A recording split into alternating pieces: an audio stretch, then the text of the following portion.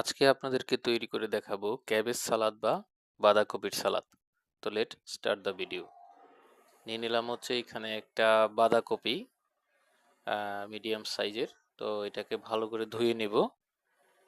তারপর হচ্ছে এইভাবে কুচি করে নেব।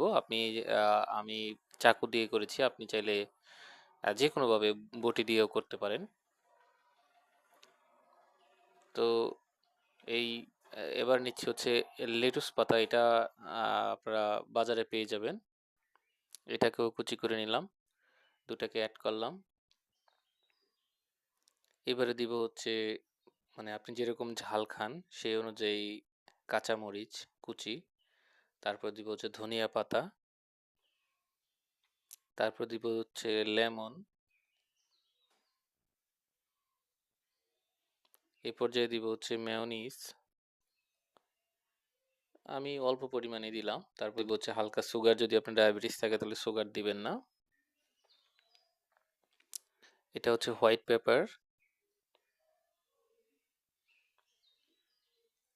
বিট লবণ, তারপর হচ্ছে নর্মাল লবণ সামান্য পরিমাণ, তারপর হচ্ছে গাজর কুচি।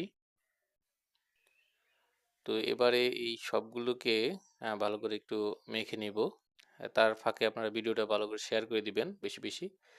তারপর হচ্ছে সামান্য পেঁয়াজ কুচি দিলাম, যদি কাঁচা পেঁয়াজ খেতে না চান তাহলে দিয়েন না।